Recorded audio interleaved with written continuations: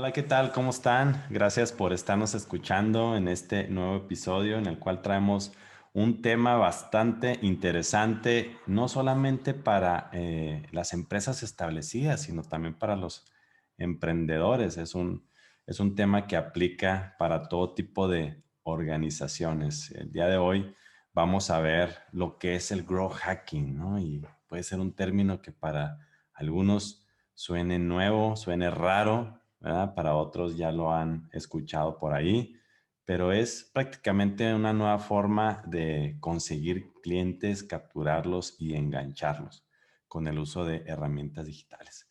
Y para eso, pues estoy invitando a mi amigo Daniel Uribe. Daniel, ¿cómo estás, Daniel? ¿Qué tal, Ulises? Muy bien, muchísimas gracias por la invitación. Muy bien, déjeme. Emocionado por estar acá en el podcast. Ya tenía muchas ganas de estar en el podcast, de Blue Wolf y qué bueno que ya se concretó. Qué bueno, y gracias por haber aceptado. Déjenme les digo, Daniel, pues lo conocí desde hace casi 10 años cuando andábamos en estos temas del emprendimiento, en los Startup Weekends, en los que me tocó ir. Me invitó a facilitar un Startup Weekend a Durango para promover todo el tema de emprendimiento y desde ahí conectamos porque andamos en todos estos temas, aparte de haber ya hecho una amistad y se empezó a meter a este tema, lo cual para mí es un tema muy interesante y ahorita vamos a ver por qué. Pues sin más preámbulo, Daniel, pues te dejo la palabra, platícanos qué es este tema del growth hacking, por qué es tan importante, cómo lo pueden utilizar las compañías. Dinos y sobre la marcha te voy preguntando cosas. Vale, vale. Sí, pues es un tema muy interesante. Es un tema, y yo lo considero apasionante, porque tiene una dinámica muy acelerada. Es un tema relativamente reciente. Estamos hablando que aproximadamente tiene 10 años que se está utilizando como de forma masiva, digamos, y que ha estado creciendo de una forma, constante, es decir, logrando que más emprendedores, más empresas empiecen a adoptar esta metodología. Es una metodología que nos ayuda a captar a captar nuevos usuarios, captar nuevos clientes de una forma acelerada, ese es el objetivo, a través de una serie de herramientas, de una serie de metodologías. Y bueno, la historia de growth hacking está muy relacionada con la historia de cualquier emprendedor, de muchos emprendedores, de muchas pymes, de pequeñas empresas que están intentando crecer o medianas empresas que están intentando crecer y que se siente luchar contra la corriente. Creo que la mayoría de los emprendedores, a ti te ha pasado, tú conoces muy bien sobre todo este tema en los Startup Weekends y todo el desenvolvimiento que hubo ahí de muchas startups, de cómo es que tienes pocos recursos, tienes en contra a lo mejor factores de mercado, tienes en contra competencia grande que pueden sacarte del mercado con precio o hacer como estrategias incluso poco éticas. Entonces de repente se siente ir contra la corriente, que estás construyendo el producto y al mismo tiempo estás vendiéndolo y al mismo tiempo estás creciendo. Entonces es como difícil. Entonces el emprendedor tiene que encontrar formas, o el empresario tiene que encontrar formas de lograr resultados con pocos recursos, con poco tiempo y de una forma más acelerada que mi competencia. ¿Cómo lo hacemos? Y es ahí donde se le empieza a imprimir creatividad, donde se les empieza a imprimir herramientas, y es donde confluye, digamos, las herramientas digitales, la economía digital, con con esta situación de los emprendedores y los empresarios, y que algunos empiezan a encontrar nuevas formas de empezar a captar clientes, nuevas formas de empezar a captar usuarios, empiezan a descubrir nuevos comportamientos que surgen en las redes, a descubrir también comportamientos del mercado que antes no se veían y que vienen los fenómenos virales y demás, ¿no? Entonces, la historia de growth hacking está muy ligada a ir contra la corriente, a tratar, digamos, más adelante lo vamos a ver, de hackear el sistema. Em, Les voy a platicar un ejemplo clásico, es el ejemplo clásico que van a ver en muchos lados, pero porque es muy ilustrativo y es porque es un lugar común, digamos, que la mayoría conocemos esta empresa. Les vamos a platicar el caso de Hotmail. Hotmail, una empresa que surge en los noventas a partir de dos emprendedores. Estos dos emprendedores estaban construyendo otra compañía, pero trabajaban dentro de una empresa, eran compañeros, digamos. Entonces, Antes de ser de Microsoft, ¿no? Antes de... sí, antes de ser Microsoft, esto es en los inicios de Hotmail. Ellos empiezan a hablar sobre estos temas a través de correo electrónico de su empresa, digamos, que, y les da miedo que su jefe los vaya a cachar. Entonces, en este miedo de, ching, o sea, no podemos estarnos comunicando en el correo de la empresa porque se va a dar cuenta, pueden meterse a nuestros correos y puede ver todo. Entonces, crean un sistema de comunicación entre ellos, que es la base de Hotmail, que es una plataforma de mailing también, pero digamos que interna para que ellos pudieran comunicarse para hablar sobre otra empresa que estaban construyendo. Entonces, no sé en qué momento, pero se dieron cuenta que la plataforma que habían construido para que no se enterara su jefe de la otra empresa, esa era la que tenía muchísimo valor. Entonces, Hotmail nace como empresa, con ese nombre inician y levantan $300,000. Levantan $300,000 y tienen un plan de lanzamiento. Su plan de lanzamiento incluye estrategias también de captación de clientes y de usuarios. Y en ese tiempo, pues todavía el Internet no tenía una penetración tan grande, ¿no? Entonces, tenías que mezclar la adquisición de tus clientes, tienes que mezclarla a través, sí, de medios digitales, pero principalmente a través también de medios tradicionales o de estrategias tradicionales. Entonces, ellos traían una estrategia publicitaria en espectaculares, en revistas especializadas, lo tradicional, ¿no? Que normalmente se conoce en marketing y no funciona, como le pasa a muchísimos emprendedores, fracasan, el lanzamiento fracasa. Y alguno de los dos, porque en realidad no sabemos quién fue el que se le ocurrió esta idea genial, porque es una idea genial ya ahorita que vemos los resultados, ¿no? Pero en el momento en el plantearla probablemente pues suena como algo que no va a generar nada de impacto. O sea, ¿cómo es que esto va a generar impacto, no? Entonces, digamos que ya en la crisis de no está funcionando, no estamos teniendo usuarios porque ya no se digan ingresos. Primero tienen que llegar los usuarios y después llegan los ingresos. Y a alguien se le ocurre y dice, ¿por qué no ponemos abajo de todos los correos que estén utilizando nuestros usuarios actuales como una firma que diga, postdata, I love you, get your free email at Hotmail at the bottom of each email?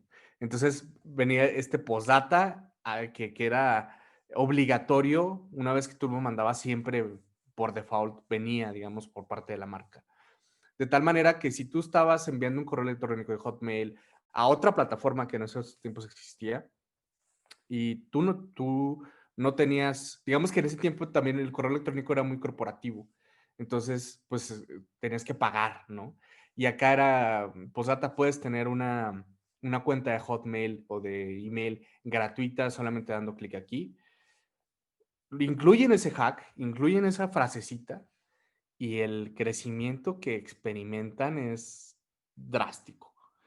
Ellos muestran las gráficas de crecimiento de usuarios y al día siguiente en el cual implementan esto, empiezan a tener 3,000 usuarios diarios nuevos. Y esto se va creciendo de forma exponencial, de tal manera de que en ese periodo de tiempo de julio a noviembre, crecen de tener miles de usuarios, digamos algunos miles, a tener 8.5 millones de usuarios. Considerando que en ese tiempo había en Internet 70 millones de usuarios. Estamos hablando, no sé qué porcentaje sea, ahorita lo calculamos, pero es un porcentaje demasiado representativo. Tan solo con poner en la firma que tú puedas obtener tu cuenta gratuita de correo electrónico y se vuelve viral, se vuelve un comportamiento viral.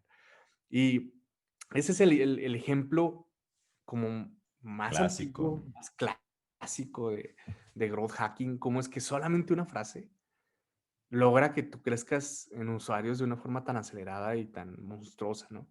Al final, gracias a esto, venden a Microsoft, venden la empresa, ya se vuelve Hotmail parte esencial de la marca de Microsoft, pero si no hubieran podido tener este crecimiento enorme, no hubieran podido tener esa adquisición.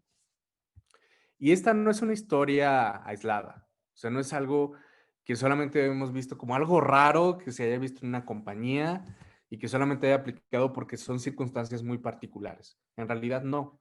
Si vemos en la historia de las startups, si vemos en la historia reciente de la gran mayoría de startups que nosotros utilizamos ahorita, de herramientas digitales, muchas te vas a encontrar con estos hacks, con estas historias de crecimiento acelerado que de repente va muy plano el crecimiento o no hay nada de crecimiento y de repente hay algo que descubren, algo que implementan y se ve el crecimiento que despega, ¿no? Está la típica gráfica del palo de hockey que se ve como plano y de repente despega. Es algo que es bastante común. Y ahí les vamos a platicar algunos ejemplos también de esto. Por ejemplo, tenemos Airbnb. Airbnb, creo que la mayoría conocemos Airbnb, una marca que hizo una disrupción en el mercado, en la industria del viaje, del turismo y del hospedaje. Em, Al principio Airbnb ha aplicado varias etapas. Durante su etapa de crecimiento ha tenido como varios hacks, ha encontrado varias formas de hackear el sistema, pero digamos que el primero con el que empiezan a hackear el sistema es con una integración que hacen con Craigslist. Craigslist es como la principal plataforma que se utilizaba, no sé si todavía se utiliza tanto, pero en Estados Unidos era la principal plataforma que se utilizaba para hacer anuncios.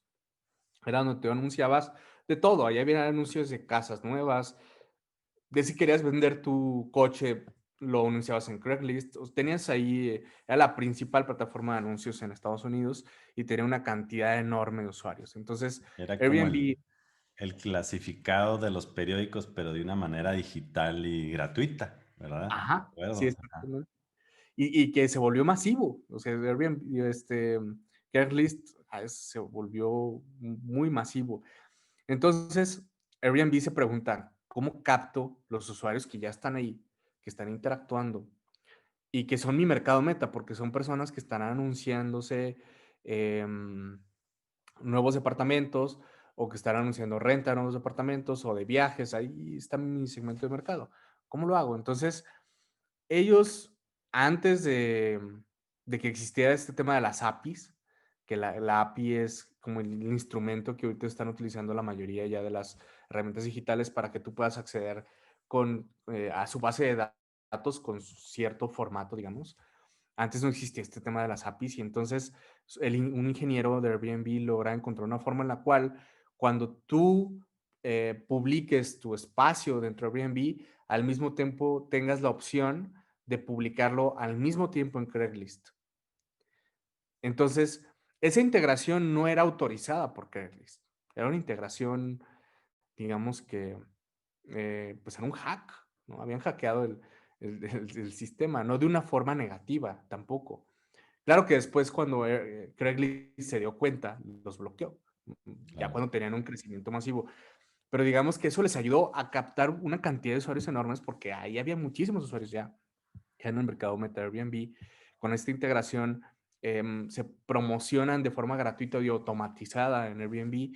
Y aquí empieza a surgir esta idea del growth hacker, que el growth hacker no solamente es un mercadólogo, no solamente es alguien que entiende el mercado, un emprendedor que entiende el mercado y entiende su producto, sino que entiende las herramientas digitales y de alguna manera también entiende este tema de programación, esta parte tecnológica la entiende y logra mezclar las dos, logra mezclar las herramientas tecnológicas para aprovecharlas en oportunidades de mercado. Sin este conocimiento técnico de un ingeniero viendo la manera de cómo publicar de forma automatizada con un botón en Craigslist, sin ser yo parte de Craigslist, digamos, de la empresa, de hacerlo de una forma hackeada, no hubiera podido haber experimentado este crecimiento de Airbnb. Entonces, es necesario la conjunción del entendimiento de tecnología y del entendimiento de las necesidades del mercado y del comportamiento, ¿no? Más adelante, experimentan otro crecimiento muy fuerte cuando descubren que la mayoría los lugares que se promocionaban, de los espacios, de las casas, de los departamentos que se promocionaban dentro de Airbnb, las fotos eran pésimas. Entonces, estaban en un punto en el cual ya estaban estancados, el crecimiento era muy plano, ya habían tenido este crecimiento con la integración con Craigslist, pero sí habían tenido muchos usuarios, pero no estaban teniendo muchos ingresos, no estaban teniendo mucho revenue. Y tampoco estaban creciendo demasiado porque los había bloqueado Craigslist, ¿no? Entonces, necesitan encontrar una forma de volver a crecer y de volver a adquirir usuarios, pero no solamente de adquirir usuarios, sino de monetizarlos. Entonces, también surge otro elemento del growth hacker, que es la analítica de datos. El growth hacker entiende el mercado, entiende las herramientas tecnológicas, pero también tiene un entendimiento completo de su analítica, de su funnel de ventas, y lo vamos a ver más adelante que es este tema del funnel de ventas, pero comprende el proceso desde que alguien se registra o conoce su marca, se registra, empieza a interactuar, compra, se vuelve un cliente frecuente y recomienda. Conoce todas las métricas y todo el proceso necesario para llegar a cada uno de estos objetivos, los analiza y logra detectar cuáles son los cuellos de botella, ¿no? Y aquí detectan que el cuello de botella estaba muy fuerte en monetización. Al ver la analítica de datos, también se dan cuenta que los usuarios que sí monetizaban, los departamentos que sí se rentaban, eran los departamentos que tenían mejores fotos. Entonces, alguien dentro del equipo dice, bueno, a ver, si la data nos está diciendo que los departamentos más rentables para nosotros son los que tienen mejores fotos y los nuevos usuarios que estamos teniendo no saben cómo tomar fotos, los nuevos propietarios, digamos, porque en ese tiempo, estamos hablando, no sé, el 2000, ¿qué serían? 2008, por ahí, 2009. Más o menos, sí. Ujú. No había tanto, digamos, como celulares con cámaras tan avanzadas, ¿no? Como los tenemos ahora, que prácticamente cualquiera puede tomar una foto bonita. Antes no. Entonces, se le ocurre a alguien decir, bueno, vamos a tomar el ejemplo de Nueva York, vamos a hacer un experimento, vamos a agarrar a todos los propietarios de Nueva York y vamos a regalarles una sesión de fotos profesional. Vamos a mandar fotógrafos profesionales a los lugares. Y empiezan a esa campaña de fotos profesionales gratuitas de los lugares. Y tú ves el antes y el después de estos lugares y sí es drástico. O sea, el cambio en la foto se te vuelve mucho más atractivo, te dan ganas de quedarte ahí. La foto tiene un impacto enorme. Prueban este experimento, hacen este experimento, validan que sí, efectivamente, todos los lugares que tenían con mejores fotos empiezan a crecer la monetización de esos lugares. Y con la monetización de esos lugares, eso les da ingresos, les da recursos, les da más usuarios, más gente empieza a conocer la plataforma y ya se da un crecimiento como por bola de nieve, ¿no? Digamos que empieza ahí otra vez la curva de crecimiento acelerada muy fuerte. Y aquí es donde identificamos otro elemento del growth hacker, la experimentación. Y esta técnica que utilizó Airbnb de la fotografía, pues no era algo nuevo, ¿no? Era algo que, por ejemplo, los hoteles han utilizado por muchos años, donde saben que el hecho de tomar buenas fotos, de venderte las luces, venderte el enfoque, el ángulo de la piscina, es lo que para ellos les atrae, ¿no? Sencillamente ellos, Airbnb, me imagino que tomaron parte de ese concepto cruzado con el tema de data, ¿verdad? Para Ajá, utilizar esta nueva idea, este hack, así como sí, les llamas, ¿no? sí. Entonces, veo que algunas de estas ideas en realidad pueden no ser tan nuevas, o sea, la idea, el concepto en sí, sino sencillamente empiezas a utilizar las herramientas digitales para que llegue a más personas, para cruzarlo con otras herramientas de data, etcétera, ¿no? Ajá, sí, totalmente de acuerdo contigo. No es como que estuvieran inventando una herramienta tecnológica súper innovadora para promocionar, no, era fotografías buenas, ese era el secreto, ¿no? Y es así cuando tú estás emprendiendo, cuando tú estás en esta vorágine de ideas, de problemas, de muchas situaciones que te enfrentas, y no estás teniendo el crecimiento que tú esperas, las hipótesis que te rodean de qué puedes hacer son muchísimas, ¿no? Entonces, no necesariamente tienes que hacer cosas tan innovadoras o tan arriesgadas, pero que sí tengas como tú dices, las herramientas adecuadas para diagnosticar cuáles van a tener un mayor impacto, ¿no? Entonces, creo que el la reflexión de Airbnb o el ejemplo del Airbnb nos da el norte de cualquiera lo puede hacer, o sea, porque en ese tiempo la innovación de Airbnb es en el modelo de negocios y es en la forma de ejecución. Cualquiera lo puede hacer, este conjunto de ideas, si las analizas por cada una de forma individual, no es que sean tan innovadoras, porque como tú dices, pues te las robas de otra industria, pero, pero el framework de growth hacking te ayuda como a tener herramientas para organizar esas ideas y esa ejecución. Entonces, después surge Airbnb tiene otras etapas de crecimiento, empieza a utilizar los programas de recomendación. Creo que eso también muchos están acostumbrados a si te hospedabas en un Airbnb, Airbnb te invitaba a invitar a más gente que se hospedara y a ti te daban noches gratuitas o bonificaban algún monto de tu noche. Eso les funcionó muchísimo en Europa, principalmente para crecer. Y también si tú invitabas a un dueño, a alguien, un propietario, tenía mucho más valor para ellos eso y por lo tanto te bonificaban o te daban más noches de lo que te daban con alguien hospedándose, digamos, ¿no? Entonces, a través de sus distintas etapas de crecimiento, Airbnb utilizó distintas estrategias que le ayudaron como a detonar ese crecimiento y que si se fijas también estas estrategias, no estamos hablando de, invirtieron millones de dólares en el Super Bowl, ¿no? Algo que a lo mejor, pues, ¿quién puede hacer eso, no? Muy pocas marcas. No, en realidad son estrategias que tú y yo podríamos implementar.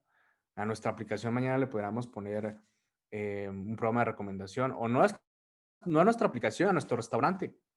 Igual, podríamos aplicar un programa de recomendación, o podríamos mejorar las fotografías, o podríamos hacer una integración con otra plataforma de restaurantes, que ahí esté mi segmento de mercado y yo hacer el hack de integrarme con ellos. O sea, son herramientas, son estrategias que muchos tú y yo podríamos utilizar. Que eso es algo de lo que se me hace apasionante de Growth Hacking. Sí, y sobre todo que todas estas nuevas ideas que han surgido a lo largo de todos estos 10, 15 años que tiene esta nueva modalidad de hacer marketing, pues se han venido probando y confirmando lo que funciona, ¿no? De acuerdo al comportamiento. Entonces, ya prácticamente muchas de estas ideas ya es que las implementes en tu negocio, ya no es que tienes que crear nuevas cosas. Obviamente, pues este conocimiento acumulado también lo tiene acceso a tu competidor. Por lo tanto, también tienes que estar no solamente utilizando lo que ya funciona, sino pues lo nuevo, ¿no? Es decir, oye, ¿qué otro hack puedo desarrollar? Porque ese hack a la vez se utiliza, tiene su éxito y se empieza a utilizar por todos. Ajá, Entonces, sí. tienes que estar con la ardillita siempre también haciéndola funcionar para que estés generando nuevos hacks. Sí, totalmente de acuerdo contigo. Y es lo que, una de las cosas que me gustan mucho de este tema, que es muy dinámico, precisamente por eso, porque el hack tiene un periodo de vida. No puedes estar implementándolo siempre. Y como tú dices, la competencia también lo va a utilizar y luego se va a saturar el mercado. Ahorita, por ejemplo, HubSpot empezó con el tema de marketing de contenido o inbound marketing, que era regalar contenido para que atrayeras audiencias y esas audiencias, en lugar de tú estarles vendiendo, estarlos educando y que compren cuando ellos consideren que están listos para comprar. No en base a tu presión de estar promocionando la venta, sino más bien educando y dando contenido de valor. Y eso es algo que actualmente funciona. Lo aplicamos con muchos clientes, pero si te das cuenta, cada vez se vuelve mucho más exigente el mercado en cuanto al contenido que tienes que sacar. Ahora ya, si antes el contenido que sacabas, pues no sé, era un artículo de 10 páginas y se consideraba algo, wow, me están regalando esto, pues ahora eso es nada, ¿no? Tienes que dar un contenido como mucho más diferenciado, mucho más de valor. Los hacks que antes te funcionaban, eso ya no funcionan y tienes que aplicar otras herramientas y estrategias. Y es muy, muy dinámico. Y, y por eso también el framework o el mindset del empresario, del emprendedor, tiene que estar mucho alineado a un mindset de innovación, que bueno, aquí tú eres el experto en innovación, ¿no? Tú eres el que nos puede platicar un poco más de esto, pero tiene que estar muy ligado a eso, porque si no, en realidad no vas a tener éxito aplicando este conjunto de herramientas. Oye, en eso que comentas me surge a la mente pues el tema de que estamos en la economía de la atención, ¿no? Donde lo que estamos buscando es ese momento, esos segundos de atención del consumidor, ¿no? Y por eso herramientas como TikTok, como en Instagram Reels, se han vuelto tan virales porque son videos cortos. Antes, y ahorita nos vas a hablar, veo que nos vas a hablar de YouTube. YouTube, pues podías poner videos largos, ¿no? Sin embargo, nos empezamos a saturar de tantas cosas a las que estamos expuestos que ahora queremos las cosas digeridas, queremos las cosas cortas y que me den el mensaje en concreto, ¿no? O sea, ya no tengo todo el tiempo para leer grandes cosas, ¿no? Ya, sí, sí, sí. Sí hay ese tema de de la economía de la atención, como tú dices, me recuerda mucho al documental que publicaron en Netflix recientemente, donde se habla de redes sociales, está bastante bueno, de cómo es que están diseñados los productos para captar tu atención, para robar tu atención, para generar un proceso incluso químico en tu cerebro, que es la generación de dopamina, y que obtengas la satisfacción o el resultado, la recompensa lo más rápido posible. Como tú dices, que me des la información lo más rápido posible, que me des la respuesta lo más rápido posible, que lo más rápido posible yo pueda, en el menor tiempo posible, pueda tener mayores satisfacciones, ¿no? Por eso el tema de los TikToks, que están como bastante de moda, que son súper rápidos. Tú puedes estar en una hora interactuando con la plataforma y ves cientos de personas, cientos de microvideos, ¿no? Y cada microvideo te genera una cierta satisfacción y eso hace que te enganches más con la plataforma y quien tenga las audiencias enganchadas a la plataforma, pues que va a ser más rentable, ¿no? Y precisamente, de alguna manera, ahora todas las compañías, aunque no lo quieran, pues somos compañías también de medios. Antes no lo éramos. Antes no tenemos que pensar en audiencias, qué es lo que quiere la audiencia, cuál es el contenido que consume, cómo lo consume. De eso se encargaba la tele, la radio y demás, y nosotros de repente aparecíamos ahí. Y ahora no, ahora tenemos que ver cómo nosotros enganchamos a esa audiencia, cómo generamos nuestra propia audiencia, cómo captamos esa atención, cómo les damos la satisfacción lo más rápido posible para que se sigan enganchando con con nuestra comunicación, ¿no? Entonces, sí, definitivamente estamos en la economía de la atención. Em, el caso de YouTube, del hack que ellos implementan, en es a la par cuando existía MySpace. No sé si recuerdas la plataforma de MySpace. Sí, Este, claro. una plataforma, pues, el origen, digamos, de las redes sociales, creo yo, o de las primeras redes sociales, y que lo utilizaban muchos músicos. De hecho, muchas bandas independientes y muchos músicos independientes lo utilizaban para promocionarse. Como ahora se utilizan, pues igual, ¿no? Las páginas de Facebook y demás, pero MySpace tenía esa marca muy hacia descubrir nueva música y descubrir artistas e interactuar con tus artistas ahí. Y tú puedes publicar música en MySpace, tú podrías poner tus audios, tus tracks, pero no puedes poner videos. No tenían la función de poner videos. Entonces, a la par que surge YouTube, YouTube se da cuenta que ahí está su mercado, que ya está en MySpace, y se da cuenta también que está esta necesidad que los artistas quieren poner sus videos, publicarlos, pero no pueden. Entonces, ellos desarrollan una forma en la cual con un código que tú pongas dentro de una cierta parte de MySpace, se incrusta el video, que ahora lo vemos y se nos hace muy normal, ¿no? Es como, pues sí, nada más copias la liga, la pones y automáticamente ya está reproduciéndose en Facebook, en cualquier otra plataforma, en un blog. Pero antes eso no existía, era algo nuevo, completamente.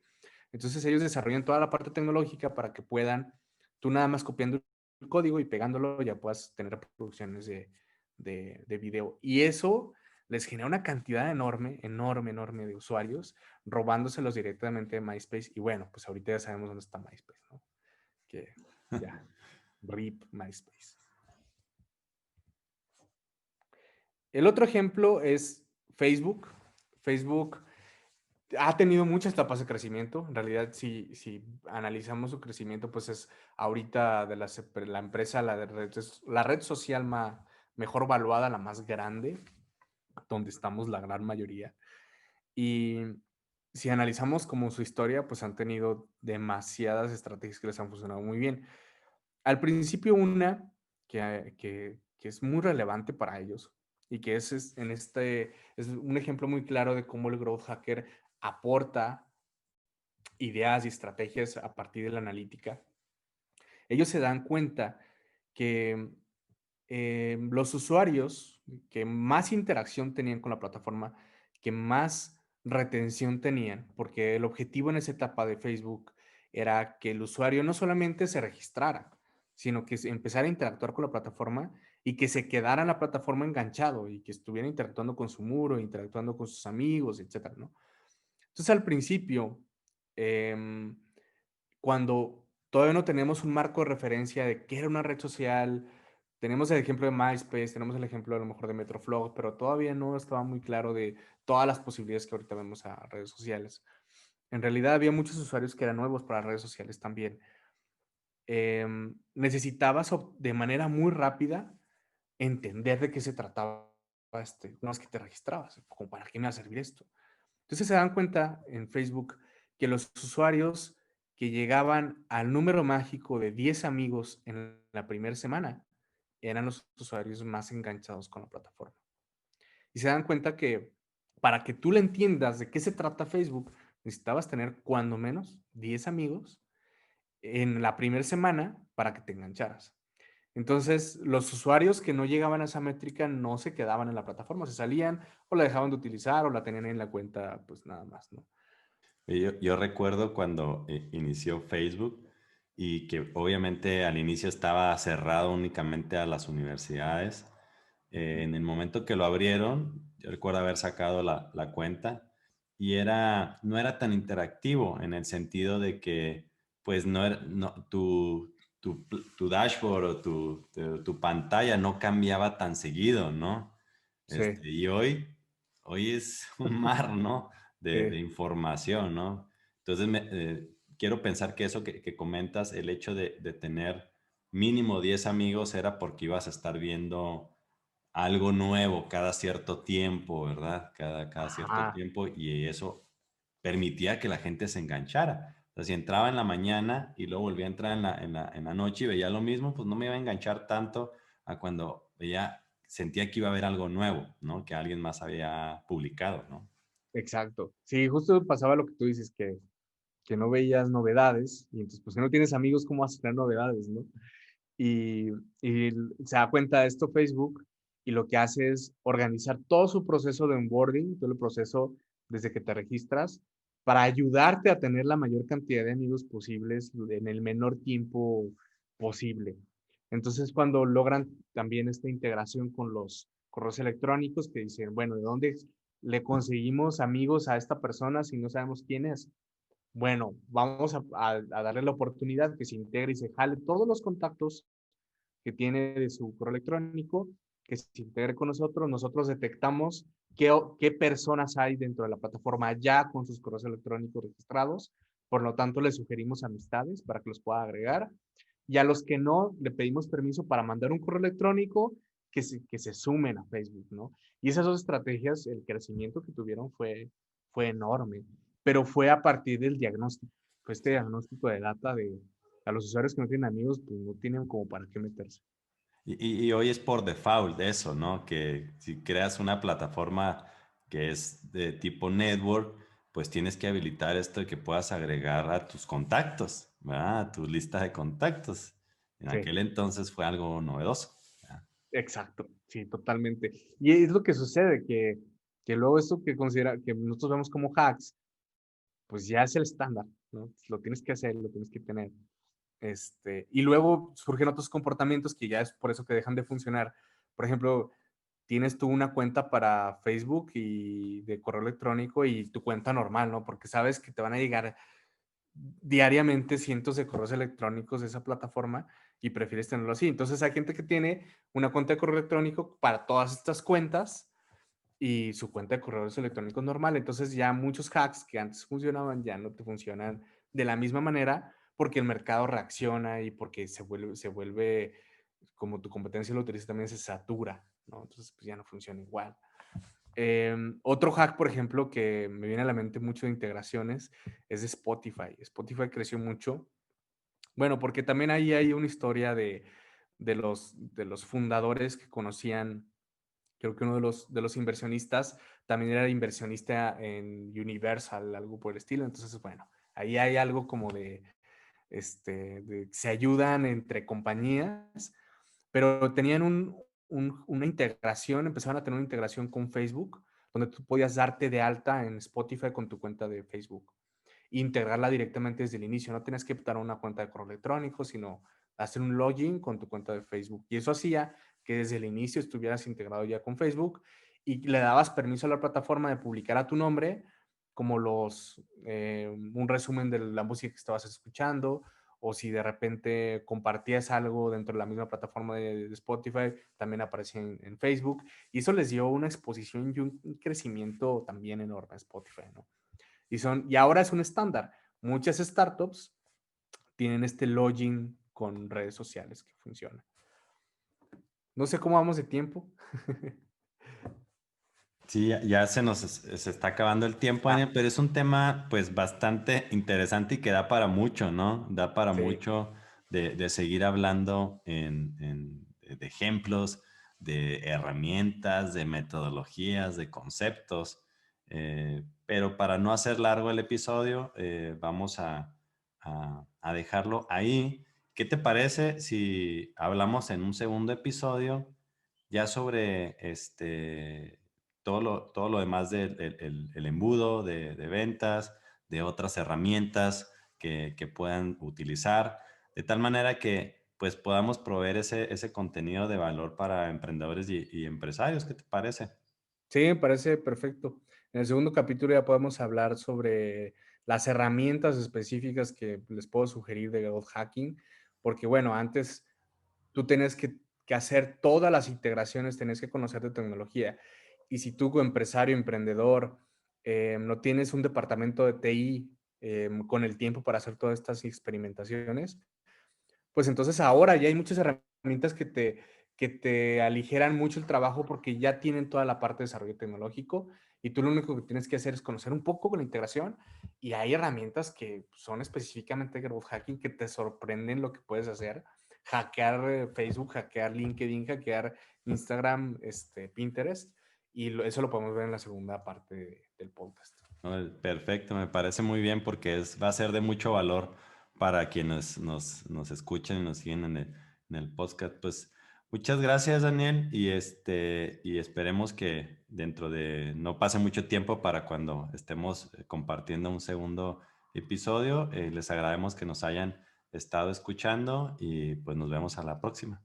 Vale, excelente. Muchísimas gracias, Ulises. Gracias a todo el equipo de Blue Wolf. Un abrazo. Nos vemos, Daniel, hasta luego. Hasta luego.